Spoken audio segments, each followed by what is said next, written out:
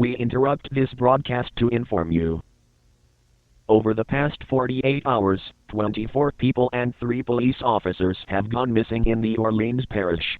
Local authorities have uncovered evidence of violent attacks, but no bodies have been located. Louisiana State Police Department instructs all citizens to remain vigilant and to avoid going outdoors after nightfall.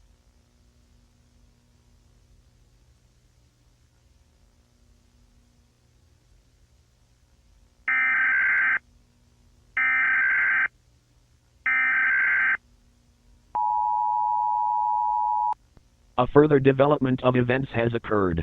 Thousands of homes across the Orleans Parish have been broken into, and the residents either killed or injured by an unknown assailant.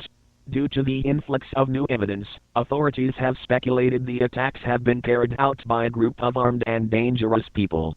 Although no identified criminal organizations in the area have the manpower or management to carry out an attack of such caliber, evacuations are suggested for those living in or near the Orleans Parish area.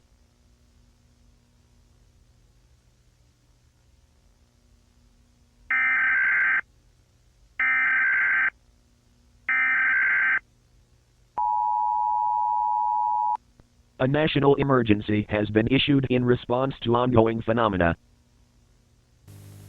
Emerging from the bayous of Louisiana, countless amounts of armed and dangerous men have begun to spread fear and chaos around the entirety of the United States. These men have earned themselves the nickname, Swinemen, due to all of their companions wearing the bloody and rotting heads of pigs. It is currently unknown whether these entities are human or a new violent species. What is known is that the Swinemen are armed with various gruesome weapons to maul and kill as many people as they encounter. The U.S. government has issued an evacuation for all residents of the southern United States.